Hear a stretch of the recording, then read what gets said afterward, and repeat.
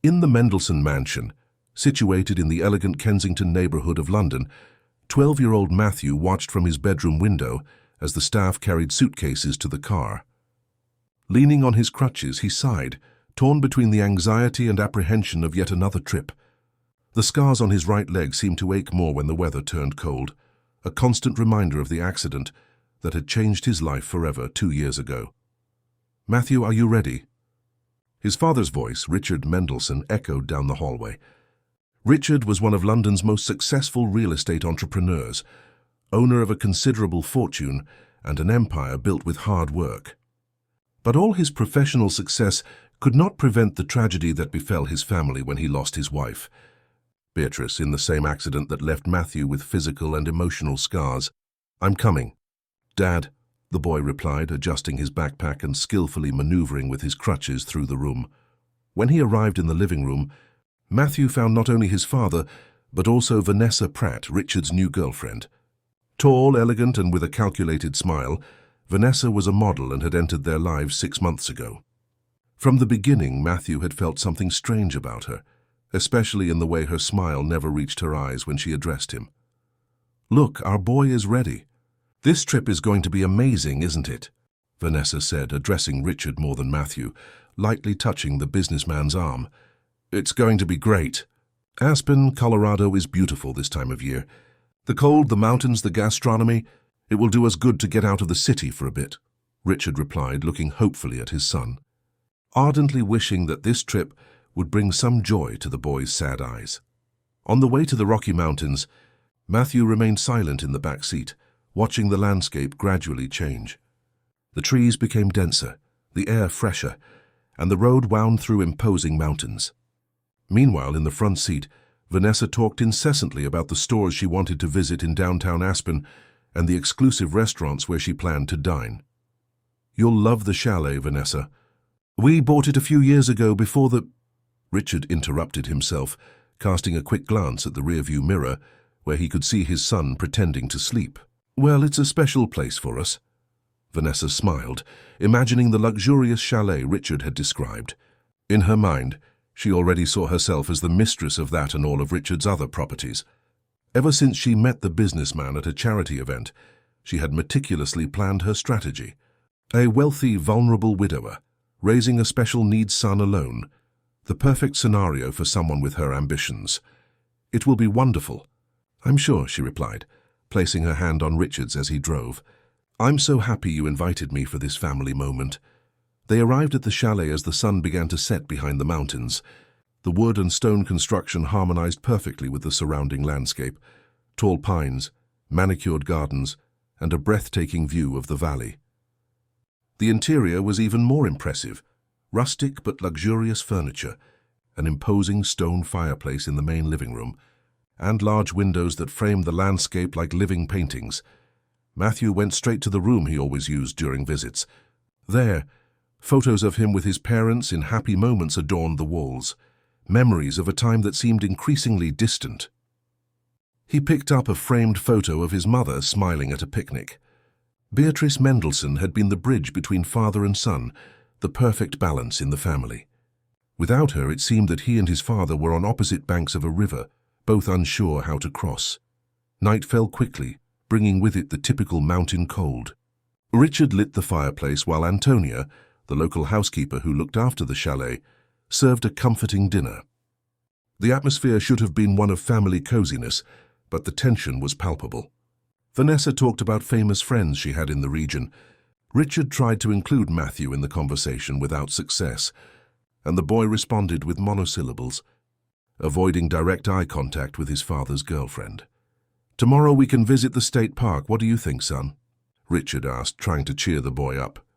"Maybe," Matthew replied without enthusiasm, poking the food on his plate. "Oh, Richard, I was thinking of going to that spa you told me about. They say the vinotherapy treatment is divine." Vanessa interrupted, completely ignoring the boy's discomfort. "Well, maybe we can divide the day. In the morning we'll go to the park with Matthew, and in the afternoon you and I can go to the spa," Richard suggested, trying to please both of them. Later, when everyone had retired, Matthew remained awake in his room. The silence of the mountain night was broken only by the occasional howl of the wind through the trees. He heard muffled voices coming from his father's room. Vanessa complaining about something, her voice hissing like an angry snake. Then Richard's voice trying to appease the situation. Matthew covered his ears with his pillow. He missed his mother in a way that physically hurt. Beatrice would never have made his father choose between her and his son. She was light, while Vanessa seemed to drain all positive energy around her. The next morning, upon going down for breakfast, Matthew found his father on the phone with a worried expression.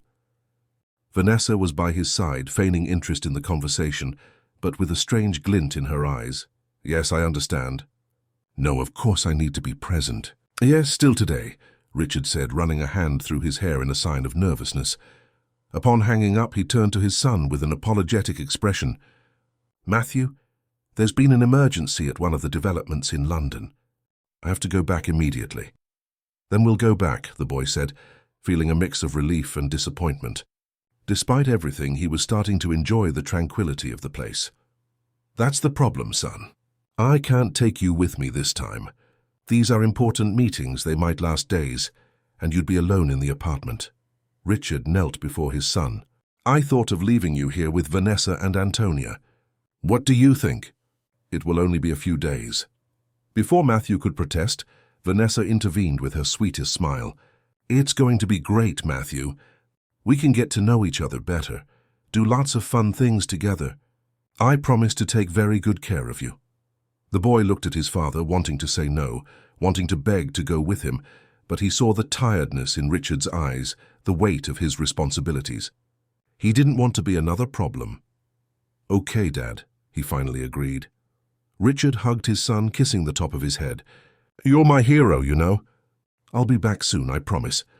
As he watched his father's car disappear down the winding road, Matthew couldn't shake the feeling that something was about to change drastically in his life. Beside him, Vanessa placed her hand on his shoulder in a gesture that should have been comforting, but which made the boy instinctively recoil. What Matthew didn't know was that behind that smile, Vanessa was already making plans that would transform his stay in the mountains into something very different from what his father had imagined.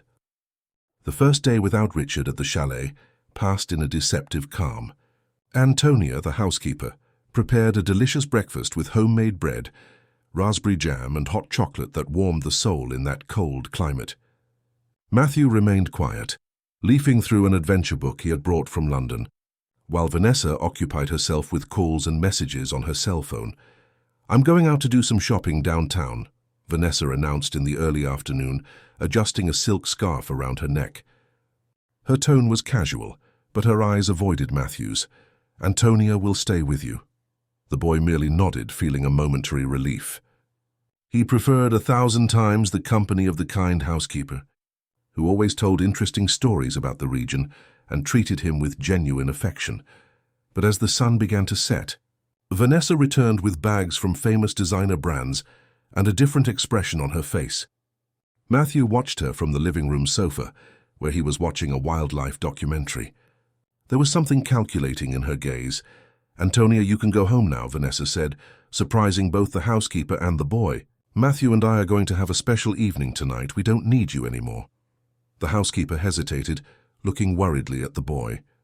"Are you sure, ma'am? I can prepare dinner before I go." "I'm sure. I've already ordered food from Cedar Restaurant." "You can go." Vanessa's tone left no room for discussion. As soon as Antonia left, reluctantly and after affectionately bidding Matthew farewell, the atmosphere in the chalet changed drastically. Vanessa went upstairs to change clothes, leaving the boy alone with a growing sense of unease. When she returned, she was wearing practical clothes and had an expression Matthew had never seen before. Cold, determined, almost cruel. "Put on a very warm jacket, Matthew. We're going for a walk," she announced, picking up the car keys. "Now? It's already getting dark." The boy looked out the window, seeing the shadows lengthen among the pines. "Exactly. There's a special place I want to show you. The stars look incredible from there." Her tone was falsely enthusiastic. "Come on, your father asked me to show you this place. It's a surprise we're preparing." By mentioning his father, Vanessa knew exactly how to manipulate the boy. Reluctant but slightly curious, Matthew put on his heaviest coat and picked up his crutches. The walk to the car was slow, with Vanessa showing poorly disguised impatience. The car proceeded along the main road, but soon Vanessa turned onto a secondary, less paved road. The lights of Aspen faded behind them, and the darkness of the mountain night enveloped everything around. The only sound was the engine working on the steep climbs and Vanessa's occasional impatient sigh. "Where are we going?" Matthew asked after almost half an hour of driving, starting to feel a cold that didn't just come from the external weather. "We're almost there. It's a little-known viewpoint. Your father and I discovered it when we came to scout the area before this trip." The lie flowed easily from Vanessa's lips. The car finally stopped in an isolated stretch, where the road widened slightly, forming a small shoulder. There was no viewpoint at all, just dense mountain vegetation on one side and a steep slope on the other. The thin snow that had begun to fall made the scenery even more desolate. "Come on. Get out." Vanessa's voice lost all pretense of gentleness. Confused and now genuinely scared, Matthew slowly obeyed, leaning on his crutches to balance on the uneven terrain covered by a thin layer of snow. "What's the surprise?" he asked, his voice trembling slightly. Vanessa walked to the edge of the shoulder and pointed vaguely at the dark horizon. "Come see," she called with false sweetness. The boy approached hesitantly, feeling the icy wind lash his face. From where they stood, they could only see darkness, with some distant lights that must have been from farms or small properties scattered across the mountains. "I'm not seeing anything special," Matthew murmured. "The surprise is that you're staying right here," Vanessa replied, finally revealing her true intentions. Her beautiful face twisted into an expression of pure disdain. "I'm tired of pretending, kid. You're a nuisance, an obstacle between me and your father." Shock paralyzed Matthew. "What? What are you talking about?"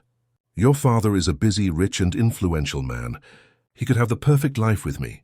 Travel the world, frequent the best places without worrying.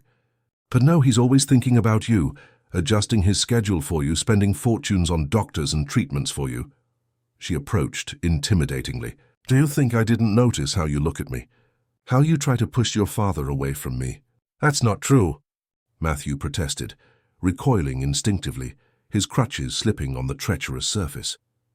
"When your father returns and doesn't find you, I'll console him. I'll say you went out alone, that I tried to stop you. And eventually he'll get over it. And we'll have the life we deserve. You can't do this. My father will know it was you." Fear made Matthew's voice fail. Vanessa laughed, a sound that seemed not to belong to that silent mountain night. "Do you really think so? Who will believe you over me? I have an alibi. I have the restaurant that will confirm I ordered food. I have the chalet security cameras that will show you leaving through the back door while I was showering." With a quick movement, she snatched one of Matthew's crutches, making him lose his balance and fall sitting in the snow. The pain in his injured leg was instant and intense. "You have two options. Either you stay here quietly waiting for the cold to do its work, or you try to go down this road. Either way, when dawn breaks, I'll be informing the authorities that my dear stepson mysteriously disappeared." Matthew tried to get up with the remaining crutch, but Vanessa kicked it away, sending it falling into the dense vegetation beside the road. "This is my farewell, Matthew. Don't worry, I'll take good care of your father." Her cruel smile was the last thing Matthew saw before she got into the car and drove off, leaving him alone on the dark, icy road. The vehicle disappeared quickly, and the absolute silence of the mountains enveloped Matthew like a cloak of despair. The snow was falling more intensely now, and the biting wind seemed to pierce his bones. He tried to drag himself to where his crutch had fallen, but the vegetation was too dense. Tears began to roll down his face, freezing on his cheeks. He thought of his father, how devastated he would be to think he had lost him too, just as he had lost his mother. He imagined Vanessa, feigning sadness, taking control of Richard's life. "Help!" he cried with all the strength he could muster, but his voice was swallowed by the immensity of the mountain night. "Someone, please." No one answered. Only the wind howled through the trees, like a cruel imitation of his pleas. Matthew hugged his knees, trembling uncontrollably. The cold penetrated his clothes, and the snow accumulated around him like a white and merciless blanket. The Aspen bus station was not particularly busy at that hour of the night. Only a few buses arrived and departed, taking workers back to neighboring towns or bringing late tourists. Among the passengers disembarking from the last bus from Denver was Irene Oliver, a woman in her 40s, with curly hair tied in a simple bun and tired but kind eyes. Irene worked as a cook in one of the simpler inns in the town, far from the glamour of the tourist center. She had managed to get 2 days off to visit her sick sister in Denver and was now returning for another week of hard work. She picked up her small suitcase and walked to the local bus stop, which would take her closer to her modest house, located in a more remote and elevated area of the town. The last municipal bus had already left, and Irene sighed, resigned to walking the almost 2 miles to her house. It wouldn't be the first time. She adjusted her wool hat on her head and began to walk up the road that wound along the hillside. As she walked, the snow began to fall, timidly at first, then more intensely. Irene quickened her pace, knowing well the danger of being caught in a blizzard without adequate shelter. It was then that, turning a particularly sharp bend, her eyes caught an unusual movement at the side of the road. Approaching cautiously, Irene's heart almost stopped when she realized it was a child, a boy huddled, trembling violently, with snow already accumulating on his shoulders. "My God!" she exclaimed, running towards the boy. "Boy, what happened? What are you doing here alone on a night like this?" Matthew lifted his face, his lips already purplish from the cold. He saw a simple-looking woman leaning over him, her dark eyes overflowing with concern. "She left me here," he stammered, his teeth chattering uncontrollably. "My father's girlfriend." Irene wasted no time with questions. With an agile gesture, she removed her own coat and wrapped the boy in it, adding a layer of protection over the already snow-soaked jacket he was wearing. "Can you stand up, son?" she asked gently, noticing the boy's legs strangely stretched out in the snow. "I need my crutches," Matthew replied, weakly pointing to the dense vegetation where Vanessa had kicked his support. With determination, Irene searched the area until she found one of the crutches. "We'll have to manage with just one for now," she said, helping the boy to stand. She noticed that one of his legs seemed stiffer, and that he grimaced in pain when he leaned on it. "My house isn't far from here. Let's go slowly." Supporting Matthew with a firm arm around his waist and the crutch on the other side, Irene began to guide him along the road. Progress was slow and painful. The snow was falling more intensely now, forming a white veil that made visibility difficult. "What's your name?" she asked, trying to keep the boy conscious and focused.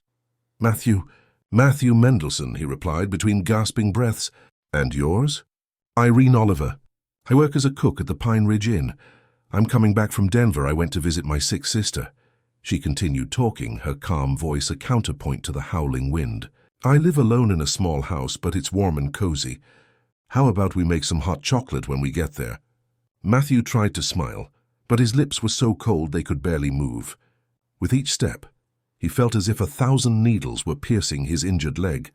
But Irene's human warmth, physically and emotionally, gave him the strength to continue.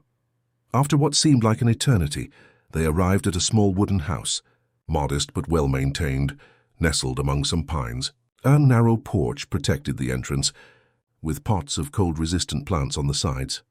"We're here, thank God," Irene sighed, opening the door and helping Matthew inside. The interior was simple but welcoming. A small living room with a 2-seater sofa, a coffee table with a crocheted tablecloth, some framed photographs on the walls, and a wood-burning fireplace that Irene quickly lit. Beside it, a compact open-plan kitchen, with dark wood cabinets and a round table with 4 chairs. "First, let's get those wet clothes off," Irene said, helping Matthew to sit on the sofa. With maternal care, she removed his soaked coat, wet socks and shoes. She disappeared for a moment into one of the bedrooms and returned with a large t-shirt, sweatpants and wool socks. "They're big for you, but they're dry and warm." While Matthew changed his clothes with difficulty, Irene went to the kitchen to prepare the promised hot chocolate. The sweet and comforting smell soon filled the small house, mixing with the aroma of the wood beginning to crackle in the fireplace. "Here you go," she said, returning with 2 steaming mugs. "Be careful, it's hot." Matthew accepted the mug, feeling the warmth spread from his hands to the rest of his body. Gradually, color returned to his face and the trembling subsided. "Thank you," he murmured, looking at his savior with sincere gratitude. "You saved my life." Irene sat beside him, her gentle eyes examining him with maternal concern. "Now that you're warmer, can you tell me what happened? Who left you on that road?" Matthew took a deep breath and began to narrate the events of that terrible night.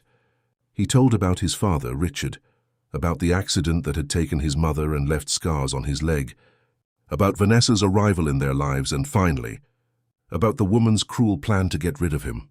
As he spoke, silent tears streamed down the boy's face. Irene listened attentively, her expression alternating between compassion and indignation. "My father doesn't know what she's really like," Matthew concluded, wiping his tears with the sleeve of the borrowed t-shirt. "He'll think I got lost or ran away, and she'll be there pretending to be worried." Irene took the boy's hands in hers. "Listen, Matthew. We'll fix this, I promise. Your father will know the truth." "How?" She planned everything.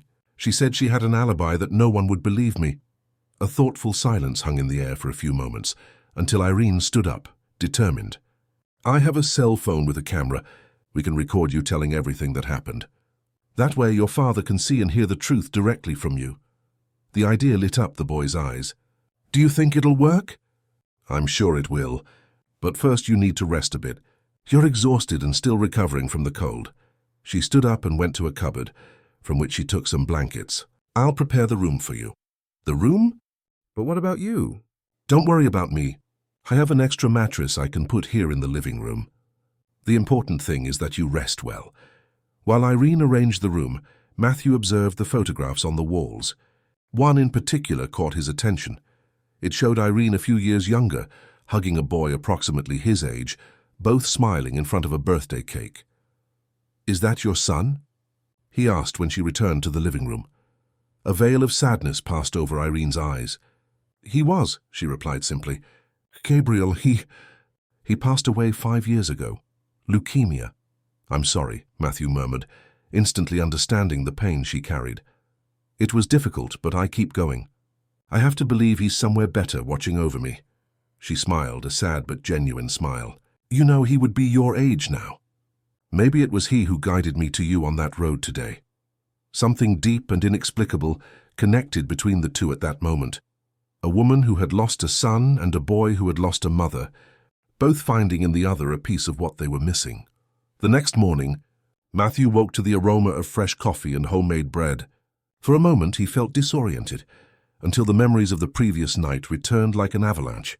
Leaning against the wall, he maneuvered to the door and opened it, finding Irene in the kitchen. "Good morning," she smiled, placing a steaming cup on the table. "Did you sleep well?" "How are you feeling?" "Better," Matthew replied, although his leg still ached considerably. "Thank you for everything. Come have coffee. We need energy for what we're going to do today." As they ate, Irene explained her plan. They would record Matthew's testimony, and then she would personally go to the chalet where Richard was staying to deliver the video. "But Vanessa will be there," Matthew warned. "Don't worry. I'll say I'm from the cleaning company hired by the condominium. Many vacation homes have that service." She placed her hand on his. "Trust me, your father will know the truth." After coffee, they sat in the living room, and Irene positioned her simple but functional cell phone on a makeshift stand. Matthew took a deep breath, adjusted himself in the chair, and began to speak directly to the camera. "Dad, it's me, Matthew. I'm fine, I'm safe, but something terrible happened." His voice, initially trembling, gained strength as he recounted the events of the previous night in detail. He described how Vanessa took him to a deserted road, how she abandoned him in the cold, how she clearly expressed her desire to get rid of him, to have Richard all to herself. She said she had everything planned, that you would never know the truth. But I was saved by Irene, a wonderful person who is taking care of me. He turned slightly, including Irene in the frame. "Please, Dad, believe me. I'm afraid to go back while Vanessa is there. Come get me at Irene's house." Matthew gave the address and ended with an emotional "I love you, Dad." Irene stopped the recording, her own eyes welling up at the boy's courage. "You were incredible," she said, hugging him. "Your father will believe you, I'm sure." Irene transferred the video to a USB drive she kept for special occasions. She put on her in-work uniform, which would give her credibility to enter the luxury condominium, and prepared to leave. "I'll lock the door from the outside for your safety," she explained. There's food in the fridge and my number written next to the landline, in case you need to call me. I'll be back as fast as I can. Matthew nodded, a knot of anxiety forming in his throat. Be careful. Vanessa is dangerous. Don't worry about me, Irene smiled, adjusting the inn's badge on her uniform. I grew up on the streets of London. I know how to take care of myself. As he watched Irene walk away down the snow-covered road through the window, Matthew felt a mixture of hope and fear. His life was in the hands of that woman he barely knew, but in whom inexplicably he trusted completely. In the silent living room, his eyes fell again on the photograph of Irene with her son. There was something familiar about that smiling boy, perhaps the same sparkle in the eyes that his mother, Beatrice, had in her own photos. Matthew felt a strange connection, as if Gabriel somehow was present in that house, protecting him along with Irene. In the luxurious downtown Aspen area, the Alpine Woods Chalet condominium stood out for its sophisticated architecture and ostentatious security. Irene took a deep breath before approaching the guardhouse, nervously adjusting the Pine Ridge Inn badge on her uniform. "Good morning," she said to the security guard with as much naturalness as she could muster. "I came to clean the Mendelssohn's chalet. The regular housekeeper is sick today." The security guard consulted a list. "I don't see any request for extra service for Chalet 17. Irene was unfazed. "It must be a communication error. Miss Pratt called the inn this morning very early. She said it was urgent, something about an important meeting tonight." Upon mentioning Vanessa's name, she saw the security guard relax slightly. He shrugged and cleared her entry, handing her a visitor's badge. "Chalet 17, end of Pine Tree Lane. Call Central if you need anything." Irene thanked him and followed the indicated path, her heart beating fast. The condominium was stunning, with wood and stone chalets surrounded by manicured gardens and ancient trees. Delicate snow covered the roofs and flower beds, creating a postcard-worthy landscape.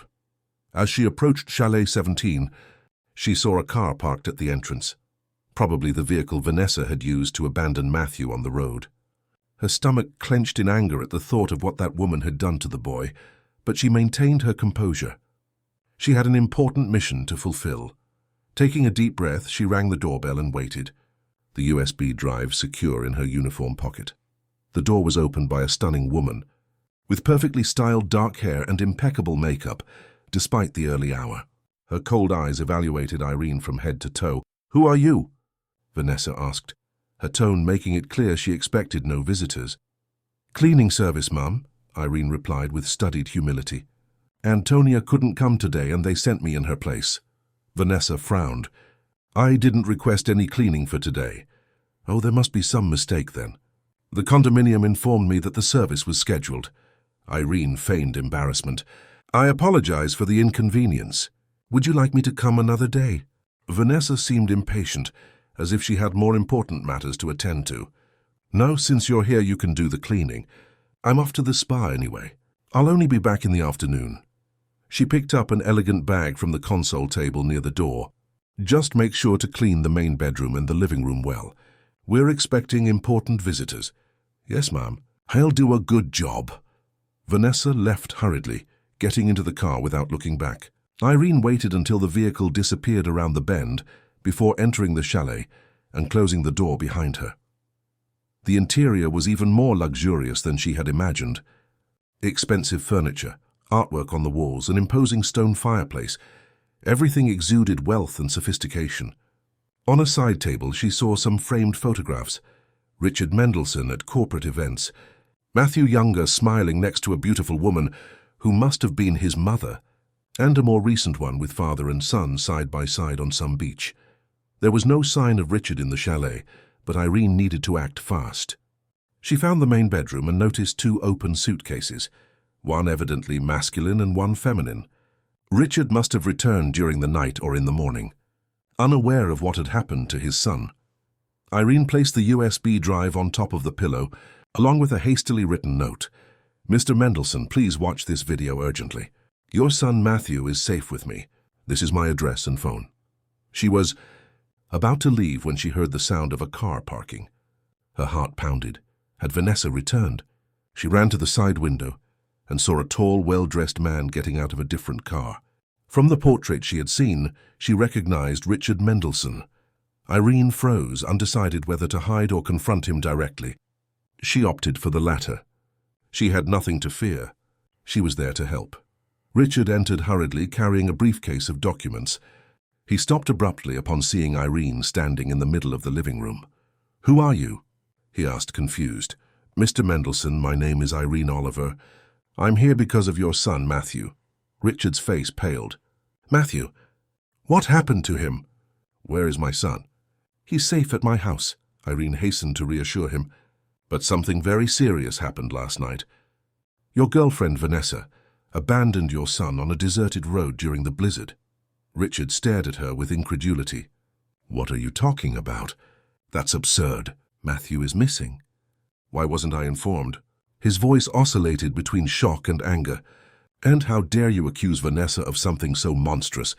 Mr. Mendelsohn, please, I know it's hard to believe, but it's the truth. I found your son almost unconscious from the cold on Old Ridge Road last night. He told me everything." Irene kept her voice firm. "I left a USB drive in your room with a video where Matthew explains what happened. Please watch it before drawing conclusions." Richard seemed torn between anger and concern. "If what you're saying is true, why didn't you take my son to the police? Why are you keeping him in your house?" "Because he's scared. Scared that Vanessa might try to hurt him again if he comes back. He begged to wait until he could speak with you directly." Irene held his gaze. "I'm not asking you to believe me now. Just watch the video. Afterwards, if you wish, we can go together to my house to pick up Matthew." The businessman ran a hand through his hair, visibly perturbed. "This is crazy." "Vanessa called me saying you two were going to spend the day at the state park." "She lied," Irene said simply. "Watch the video, Mr. Mendelsohn." After a moment of hesitation, Richard went to the bedroom and returned with the USB drive in his hands. He connected it to the living room television and pressed play, still casting suspicious glances at Irene. Matthew's face appeared on the screen, pale but determined. As the boy narrated the events of the previous night, Richard's expression transformed. Incredulity gave way to horror, then to a deep anger. When Matthew described how Vanessa had planned everything for him to disappear without a trace, silent tears began to stream down the father's face. At the end of the video, Richard remained motionless in shock. "My God," he finally murmured. "How could I have been so blind?" "You couldn't have known," Irene said gently. "Vanessa hid her true nature well." Richard stood up abruptly. "I need to see my son now." "We can go together in your car," Irene suggested. "My house is about 20 minutes from here, in the higher part of the town." Meanwhile, at Irene's house, Matthew alternated between anxiously looking out the window and trying to distract himself by leafing through the few books he had found on the shelf. The wait seemed endless. What if Vanessa intercepted Irene? What if his father didn't believe the video? The sound of a car approaching made his heart jump. He dragged himself to the window and saw his father's vehicle parking in front of the house. The next instant, Richard jumped out of the car and ran to the entrance, with Irene following a few steps behind him. The door opened, and Matthew saw his father, pale and with red eyes. "Dad!" he exclaimed, tears of relief welling in his eyes. Richard ran to his son, hugging him tightly. "Matthew, my son, forgive me.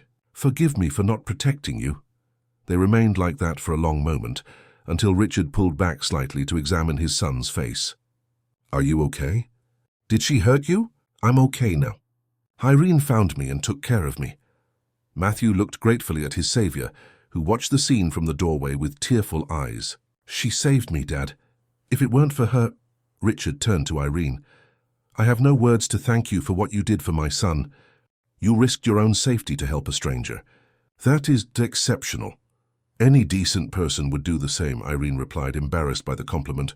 "The important thing is that Matthew is safe now." "Thanks to you," Richard turned to his son. "Let's go home, son. I'll deal with Vanessa once and for all." A shadow of fear passed over Matthew's face. "Will she be there?" "Not for long," Richard assured him, his voice firm. "I already called the police on the way. They're waiting for us at the chalet to take your statement. What Vanessa did was attempted murder, Matthew. She won't get away with it."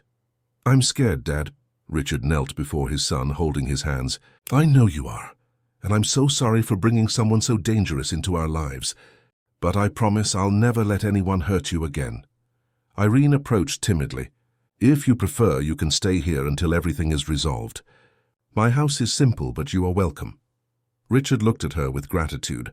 "That's very kind of you, Miss Oliver, but we need to face this head-on. Matthew needs to give a statement, and I need to see Vanessa one last time to understand how I could have been so wrong." Matthew nodded, gathering courage. "Okay, Dad, let's get this over with." As Richard helped Matthew to stand up, Irene gathered the boy's few belongings and the borrowed coat. "Are you sure you don't want me to come along?" "I can testify about how I found Matthew." Richard considered the offer. "Actually, that would be very helpful. If it's not too much trouble." "No trouble at all," Irene assured him. "I just need to lock the house."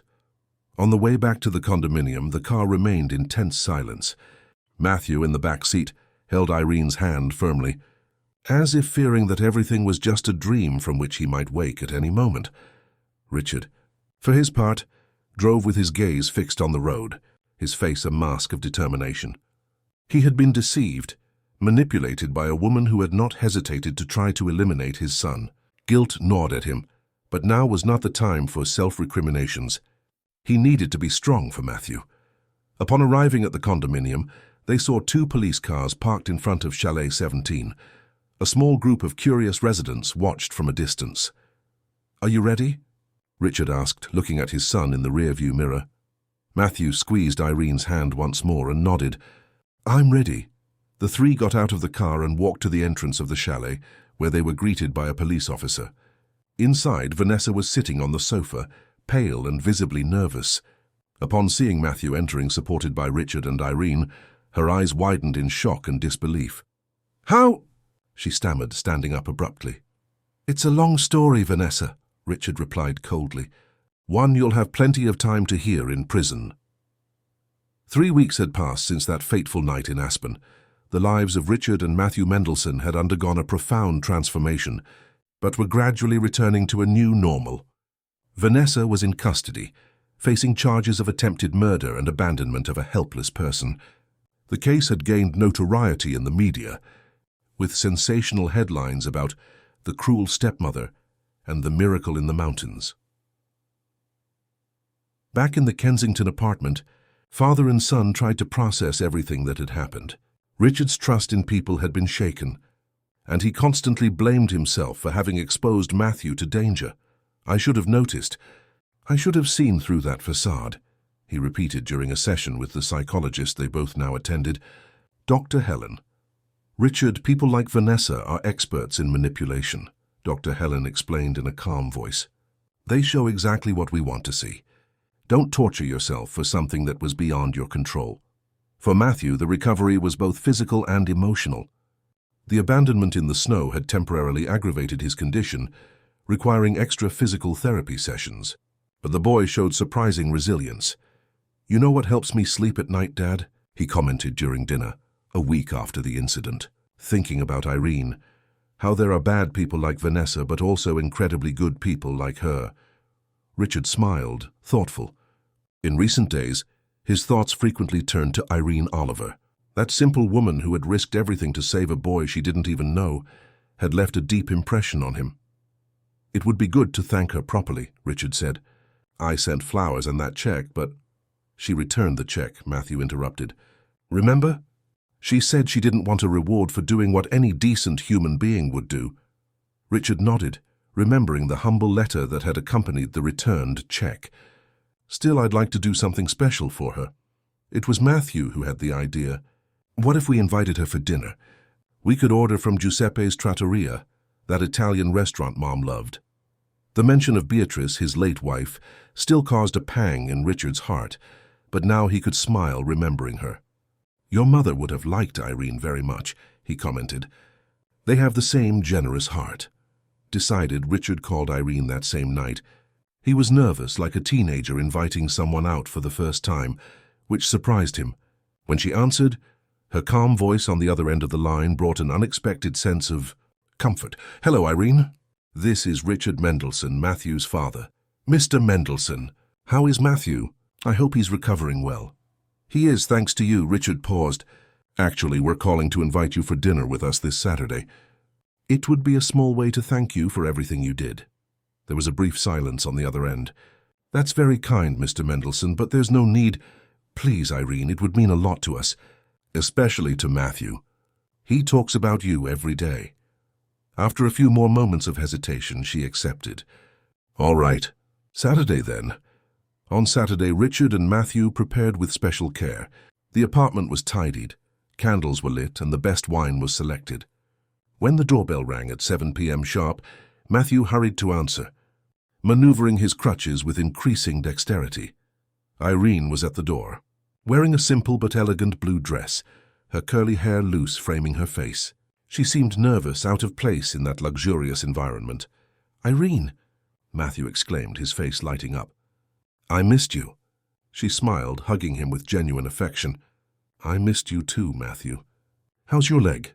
"Getting better every day. The doctor said soon I might be able to try a new surgery that could help a lot." Richard approached, extending his hand. "Irene, welcome to our home." She accepted the greeting, her eyes meeting his briefly before looking away. "Thank you for the invitation. I brought a pumpkin sweet I made. It's my grandmother's recipe."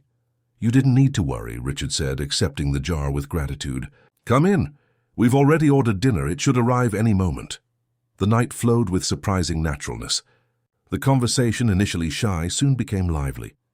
Irene spoke about her life in Aspen, her work as a cook, and her dreams of one day opening a small cafe. Richard spoke about his business, but also about his personal tastes, books, classical music, outdoor walks. Matthew alternated between actively participating and observing the two adults with an enigmatic smile. "Did you know Irene is an indigenous name?" the boy commented during dessert. "I researched it online. It comes from Tupi and means honey lips." Irene smiled, surprised. "My grandmother always said that. She was part indigenous, from the Guarani people." "How interesting," Richard replied, genuinely fascinated. "My family is a typical British mix, English, Irish, a German great-grandfather." As the night advanced, a special connection seemed to form between the three.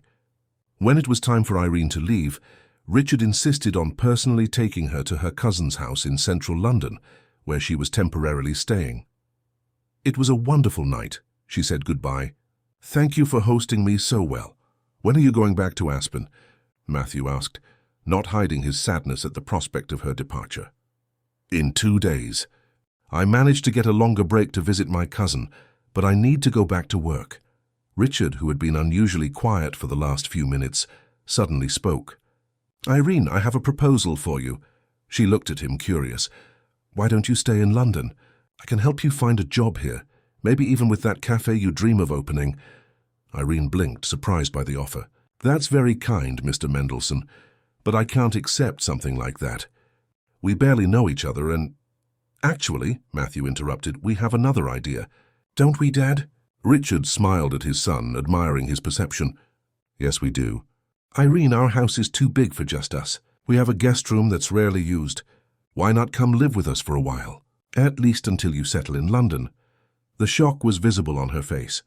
"Live with you? But why?" "Because you saved my son," Richard replied simply.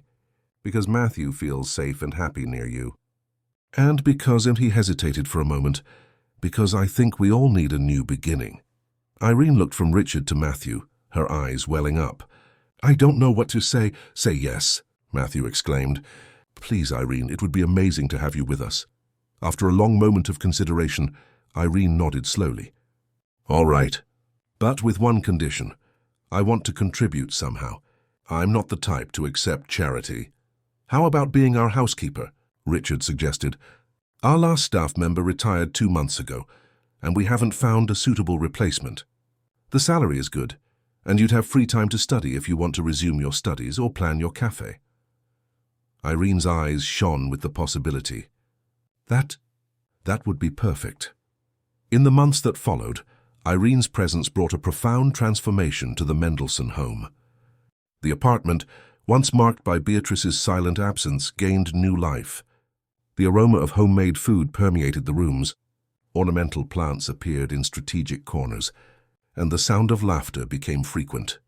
For Matthew, Irene became a confidant, A maternal figure who understood his pain and celebrated his small victories.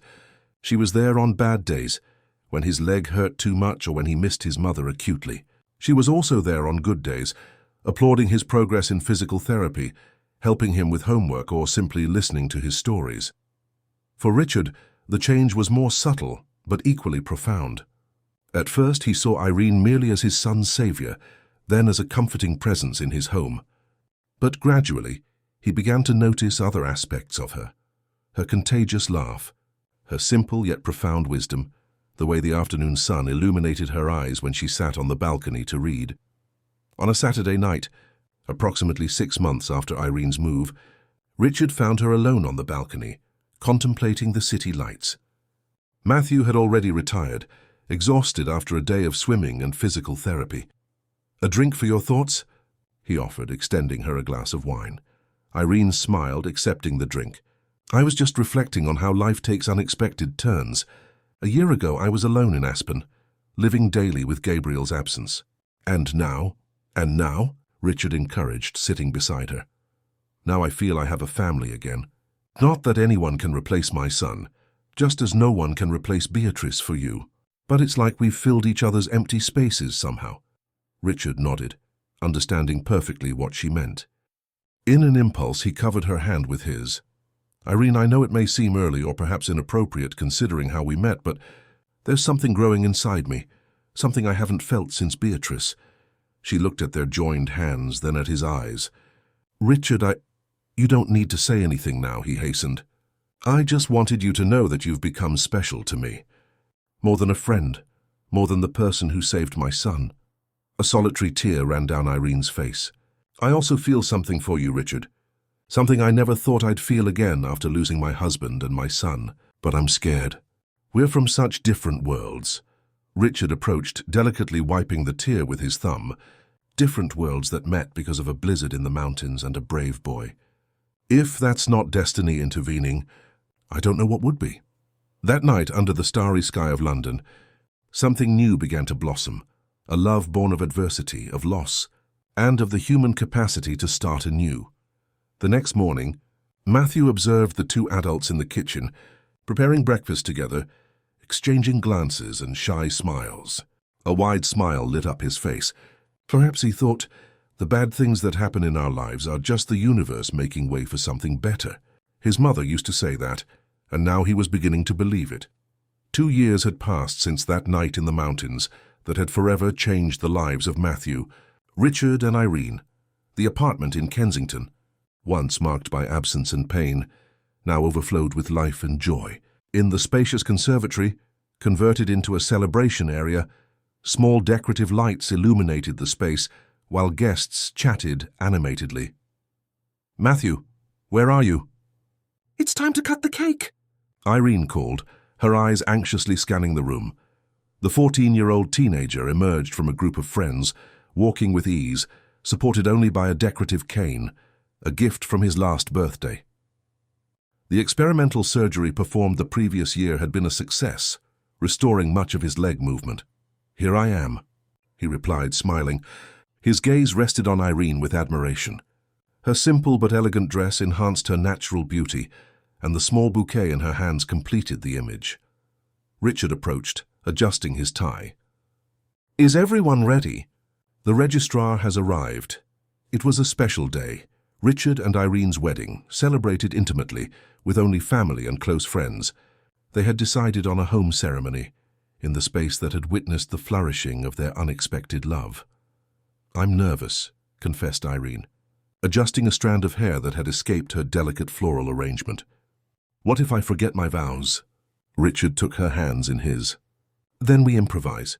The important thing is that we are here together. The rest is just detail." Matthew watched the scene with a smile. 2 years prior, he would never have imagined that his family would find happiness again after the tragedy that had struck them. The loss of his mother, the accident that had limited his movements, and the terrible episode with Vanessa now seemed like events from another life. The ceremony was brief and emotional. When it was time for the vows, Irene took a deep breath and spoke from the heart. "Richard, I met you at the worst moment of your life, and you met me when I had lost hope. Together we discovered that even in the darkest nights, there is always a light. Sometimes we just need someone to help us find it. I promise to be that light for you and for Matthew every day of my life. Richard, with tears in his eyes, responded, Irene, you saved not just my son, but me too. You saved me from bitterness, from distrust, from the fear of loving again. I promise to honor this precious gift that is your love, and to build with you a family where the past is not forgotten, but where the future is even brighter.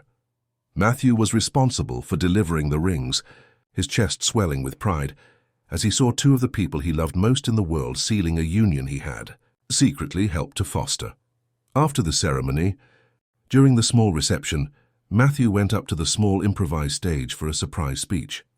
When I was 10, I wrote an essay for school about what family is, he began, nervous but determined.